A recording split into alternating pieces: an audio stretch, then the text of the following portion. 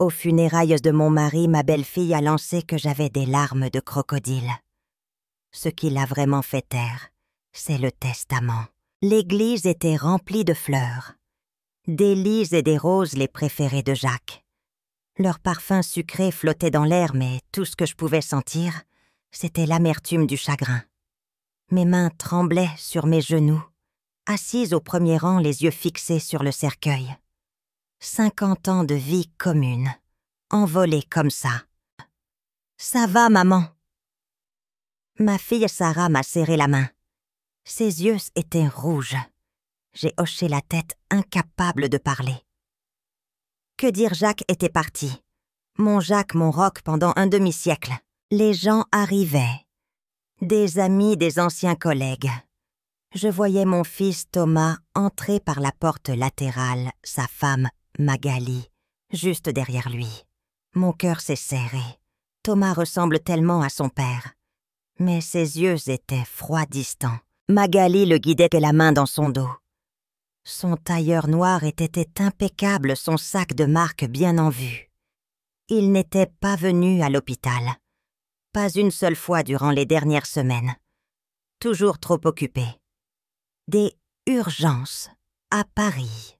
Je devrais aller voir ton frère, ai-je murmuré à Sarah. Maman, non, pas maintenant, m'a-t-elle répondu, la voix tendue. Eux deux ne se parlaient plus depuis des mois. Depuis la dispute sur les soins de Jacques.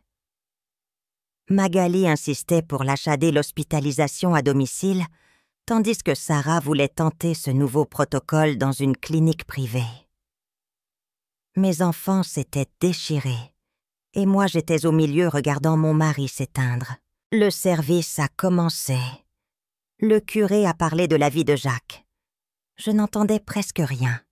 Je revoyais notre mariage, la naissance des enfants, nos soirées tranquilles sur la terrasse ici en Dordogne. Sarah est allée parler. Sa voix s'est brisée. Thomas lui a refusé. Il est resté assis rigide pendant que Magali lui chuchotait à l'oreille. Puis ce fut mon tour. Mes jambes étaient lourdes. Je suis une ancienne couturière. Mes mains ont toujours été stables. Mais là, elles tremblaient sur le bois du pupitre. Jacques était... Ma voix s'est cassée. Jacques était tout pour moi. 50 ans d'amour méritent ses larmes. Nous avons eu nos difficultés comme tout le monde. Mais nous les avons toujours affrontées ensemble. C'est ça le mariage. Se tenir la main dans les bons comme dans les mauvais moments. Du coin de l'œil, j'ai vu Magali se pencher vers sa voisine, un rictus aux lèvres. J'ai essayé de continuer, mais ma voix a flanché. Je retournais à ma place quand je l'ai entendue. La voix de Magali. Pas tout à fait un chuchotement juste assez fort pour que notre rangée entende. Regardez-moi ces larmes de crocodile. Elle ne devrait même pas pleurer. Tout le monde sait qu'ils étaient pratiquement séparés. Les mots m'ont frappé comme un coup de poing. Je me suis figée. Des murmures choqués se sont élevés. Sarah s'est levée à moitié, le visage rouge de fureur. Mais c'est la réaction de Thomas qui m'a achevée. Il n'a rien dit. Il n'a pas défendu sa mère. Il a simplement détourné les yeux, l'air gêné par moi. J'ai réussi à m'asseoir le corps engourdi. 50 ans de mariage réduits à des ragots mensongers par ma belle-fille. Le jour de l'enterrement de mon mari, le reste de la cérémonie fut un brouillard. En sortant, Magali marchait devant la tête haute. Elle s'est retournée une fois, un éclair de triomphe dans les yeux. Mais il restait une chose qu'elle ignorait. Jacques avait demandé que le testament soit lu immédiatement après le service. Et Jacques avait toujours été un homme méticuleux. Il avait vu clair en Magali bien avant moi. La première fois que j'ai rencontré Magali, j'ai senti un malaise. Elle était charmante, trop charmante. Son rire était étudié. Ses questions sur notre patrimoine, sur notre maison en Dordogne, étaient trop insistantes. Jacques m'avait serré la main sous la table. Il l'avait senti aussi. « Elle essaie juste de nous impressionner », avait dit Thomas. Il avait 38 ans, il commençait à désespérer de trouver quelqu'un. Leur mariage avait été fastueux, bien au-dessus des moyens de Thomas. Il avait vidé son PEL pour ça. Magali avait trouvé que notre contribution payée grâce à mes années de travail de couturière était mignonne, mais un peu dérisoire. Les changements chez Thomas ont été subtils au début. Il appelait moins. Les dîners de famille sont devenus trimestriels. Quand il venait, Magali avait toujours une raison d'écourter la visite. Thomas doit se reposer, il travaille tant. Puis ce fut le poison distillé lentement. Tes parents sont si traditionnels. Ils ne comprennent pas le monde d'aujourd'hui. Ou c'est touchant comme ta mère pense encore devoir s'occuper de toi. Certaines mères ne coupent jamais le cordon. Elle disait ça en regardant ma vieille théière ébréchée, celle que Jacques aimait comme si c'était un déchet. Thomas au début nous défendait mollement, puis plus du tout. C'était plus simple de garder la paix avec sa femme. Quand le cancer de Jacques a été diagnostiqué, Magali a eu cette phrase terrible. « Ces traitements vont vider votre assurance vie. » Et pourquoi quelques années de plus? Même Thomas a paru choqué. Elle s'est rattrapée les larmes aux yeux. « Je m'inquiète juste pour vous. Je veux ce qu'il y a de mieux. » Quand Jacques s'est entré en rémission, j'ai vu la déception dans les yeux de Magali. Les questions ont commencé. « Avez-vous mis à jour votre testament? La maison est assez bien à payer. » Un soir, Jacques m'a appelé dans son bureau. Il m'a montré les dossiers, son vieux carnet de chèques posé à côté. « Nadine, je dois faire des changements. Thomas n'a pas les idées claires. Mais un jour, il verra la vérité. Nous devons nous assurer qu'il soit protégé. » Quand le cancer est revenu, il m'a fait promettre. « Promets-moi de ne rien dire avant la lecture. Magali va pousser Thomas à contester. » J'ai promis. J'ai gardé cette promesse même quand Magali a cessé les visites, prétextant que l'hôpital la déprimait. J'ai tenu ma promesse quand Thomas venait seul, l'air coupable, incapable de me regarder dans les yeux. Nous étions dans l'étude de Maître Martin. Magali vérifiait l'heure sur sa montre de luxe. « J'espère que ça ne va pas prendre trop de temps, » a-t-elle glissé à Thomas. « Il faut commencer à voir ce qu'on fait de la maison. Le marché est très bon en Dordogne en ce moment. » Maître Martin a ajusté ses lunettes. Avant de commencer, M. Jacques a laissé une lettre avec instruction de la lire à voix haute. Il m'a tendu une enveloppe. L'écriture de Jacques. « Ma très chère famille !» Ai-je commencé la gorge nouée. « Nadine, mon amour, tu m'as donné sonné magnifique. Tu as été mon encre. Tout ce que j'ai accompli, je te le dois. Thomas, mon fils, j'ai regardé avec un cœur lourd comment tu t'es éloigné des valeurs que ta mère et moi t'avons inculquées. J'espère qu'un jour tu te souviendras qui tu es. Sarah, ma fille, merci pour ta force. Ta mère en aura besoin. J'ai fait des choix qui pourront surprendre. Ils n'ont pas été faits par colère, mais avec les yeux clairs. » J'ai replié la lettre. Magali tapotait du doigt sur la table. « Passons donc au testament, » dit Maître Martin. Magali s'est redressée, un petit sourire aux lèvres. « À ma femme Nadine, je lègue notre maison familiale, libre de toute hypothèque, ainsi qu'une rente mensuelle de 2 500 € pour le reste de ses jours. » J'ai hoché la tête. « À ma fille Sarah, je lègue la somme de 50 000 € ainsi que ma collection de livres anciens. » Sarah a eu un petit hoquet de surprise. « À mon fils Thomas, » continua le notaire, « je lègue la somme de 5 000 €. » La tête de Magali s'est relevée d'un coup. Son sourire avait disparu. « C'est tout, » a-t-elle sifflé. Maître Martin a levé la main. Cependant, j'ai établi un fonds fiduciaire de 150 000 € pour mon petit-fils Léo qui sera utilisé exclusivement pour son éducation et ses soins. Les co-fiduciaires de ce fonds sont Madame Nadine et moi-même. Le visage de Magali est devenu rouge. Elle comptait sur cet argent.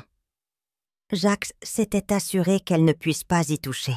« Quant au reste de mon patrimoine, » reprit le notaire, incluant mes placements compte de retraite et le produit de mon assurance vie, je le lègue à la Fondation Jacques et Nadine, que j'ai établie pour soutenir la recherche sur les cancers pédiatriques. Cette fondation, nous en avions parlé il y a des années après avoir perdu notre première fille, Julie, d'une leucémie. Je ne savais pas qu'il l'avait fait. « C'est ridicule !» a explosé Magali. « Il doit y avoir une erreur. Thomas dit quelque chose. Ce n'est pas légal. » Thomas était abasourdi.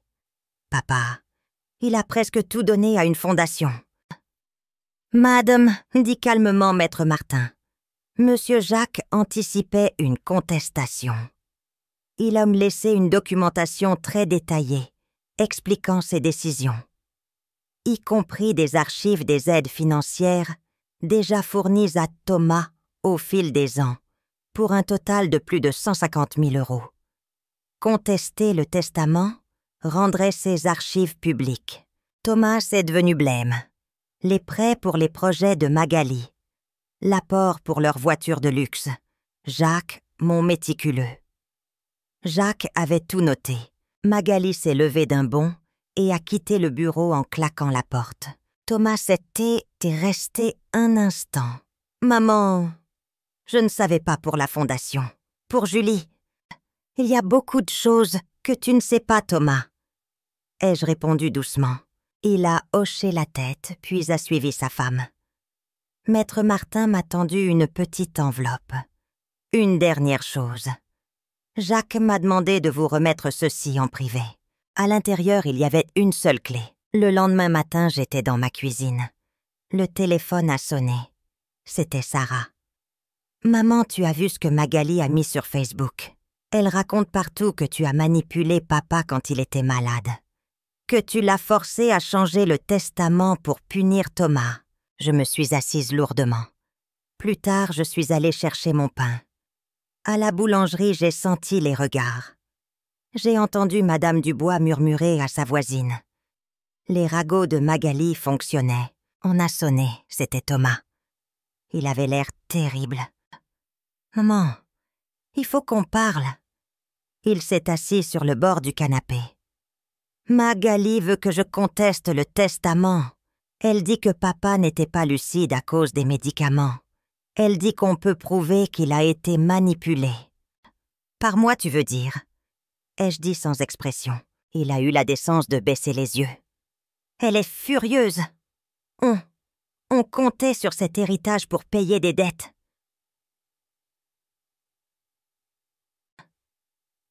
« Quelle dette, Thomas ?»« Magali a un certain train de vie. Ses affaires n'ont pas très bien marché. Alors elle t'a épousé en comptant sur l'argent de ton père. Ce n'est pas juste, maman. »« N'est-ce pas ?» ai-je rétorqué. « Quand est-ce qu'elle s'est intéressée à ton père, ou à moi pour de vrai ton père t'aimait, Thomas. Mais il n'était pas aveugle. Il voyait comment elle t'isolait. » Le silence de Thomas fut une réponse. « Si tu contestes, tu perdras. Et tu détruiras le peu de relations qu'il nous reste. »« Je ne sais pas quoi faire, » a-t-il murmuré. « Elle dit que je dois choisir. Elle ou toi. » Il est parti. J'étais seule. Plus tard, dans l'après-midi, Magali est venue. Le grand jeu. Le tailleur parfait, le visage plein d'une fausse compassion. « Dean, je pense qu'on devrait parler entre femmes. » Elle a balayé mon salon du regard. « Cette maison est bien grande pour vous seule. Avec quelques rénovations, elle vaudrait une fortune. Elle n'est pas à vendre. » Soyons directs. Thomas mérite sa part. Jacques n'était pas dans son état normal.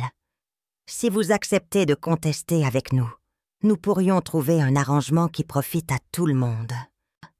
Tout le monde, ça veut dire vous, ai-je dit. Son visage s'est durci. Vous ne m'avez jamais aimé. Vous avez toujours monté Thomas contre moi. Non, Magali, tu as fait ça très bien toute seule. Elle s'est levée. Très bien. Mais souvenez-vous de ça. Thomas me choisira.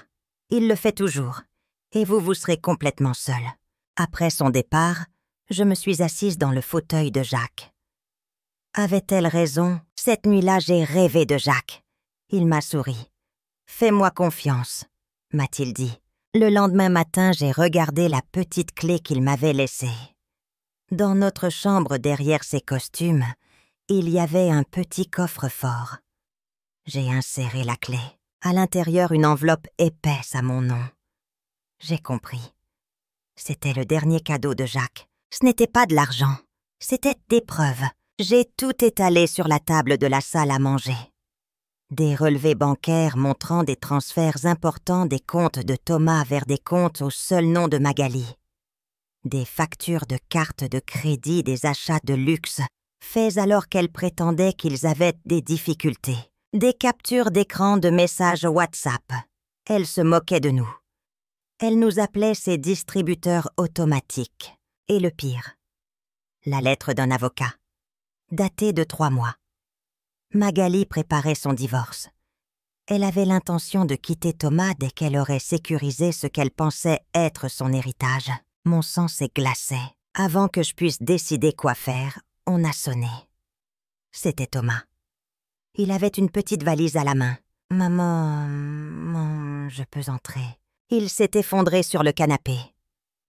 On s'est disputé. Violemment. Elle m'a donné un ultimatum. Choisir. Et quand j'ai hésité, elle a dit des choses. « Ah, quelle chose, Thomas !» Il m'a regardé les yeux brillants. Qu'elle n'avait jamais vraiment aimé papa. Qu'elle attendait juste qu'il meure pour qu'on ait l'argent. Que toi et moi, nous n'étions que des obstacles sur son chemin. Et qu'as-tu dit? Je suis partie. Il a montré la valise. J'ai juste pris quelques affaires. Je ne savais pas où d'autre aller. C'était le moment. J'ai pris l'enveloppe. Ton père m'a laissé ça. Je pense qu'il voulait que je l'utilise si nécessaire. Je l'ai regardé lire. Le choc, l'incrédulité, la colère. Et enfin une profonde, immense tristesse. « Comment papa a eu tout ça ?» a-t-il murmuré. « Il voyait tout, ai-je dit. » J'ai été aveugle, maman. Tellement aveugle. J'ai défendu cette femme. Je l'ai choisie contre toi et papa. J'ai cru tout ce qu'elle disait. Je me suis approchée de lui. J'ai pris ses mains si semblables à celles de Jacques. Ton père n'a jamais cessé de t'aimer. Moi non plus. Le vrai toi est toujours là. Elle ne l'a pas détruit. Elle l'a juste enterré. Il m'a serré dans ses bras. Pour la première fois depuis des années, il avait à peine fini de me raconter que son téléphone a sonné. C'était Sarah. Maman Magali est déchaînée sur Facebook. Elle dit que Thomas l'a abandonné, qu'il est instable, qu'il a besoin d'aide. Le visage de Thomas s'est durci. Il a pris son téléphone. « J'ai été silencieux trop longtemps », a-t-il dit en tapant. La vérité, c'est que mon mariage était basé sur le mensonge. Ma femme m'a épousé pour l'argent. Papa, si tu me vois, je comprends enfin. Je suis désolée d'avoir mis si longtemps. Il a publié. Quelques minutes plus tard, un texto furieux de Magali. « Elle menace », dit Thomas la voix blanche. « Elle dit qu'elle va prendre Léo et partir. Que je ne le reverrai jamais. » J'ai posé ma main sur l'enveloppe de Jacques. « Elle n'emmènera Léo nulle part. Ton père s'en est assuré. » Un an a passé. C'est un bel après-midi de printemps en Dordogne. Je regarde Léo, mon petit-fils, courir dans l'herbe. Thomas est au barbecue. Le divorce a été long et pénible. Mais l'épreuve de Jacques était accablante. Magali a perdu. Elle a perdu la garde. Elle est partie à Paris, je crois. Hier, en rangeant le bureau, Thomas a trouvé un vieux carnet de Jacques. Nous l'avons lu ensemble. Près de la fin, il avait écrit « Nadine pense que je suis trop dure dans le testament. Elle croit que Thomas finira par voir la vérité tout seul. Elle a sans doute raison. Mais je ne peux pas laisser les choses au hasard. Je dois lui laisser un chemin clair pour revenir vers nous. Je dois faire confiance au jeune homme que Nadine et moi avons élevé. Il est toujours là, quelque part. Et à la toute dernière bonheur, ma très chère Nadine. Quand tu liras ceci, je serai partie. Mais mon amour reste. Parfois, en jardinage, il faut tailler les branches malades pour que les branches saines puissent prospérer. Magali était la maladie. Au moment où tu liras ceci, la taille sera faite et la guérison aura commencé. Fais confiance au processus, mon amour. Fais-toi confiance. Les larmes coulaient sur mes joues. Thomas m'a serré la main. Le dernier acte d'amour de Jacques n'était pas le testament qui a fait taire Magali. C'était le plan méticuleux qu'il a laissé derrière lui, non pas pour nous venger, mais pour nous réunir, pour nous rendre notre fils.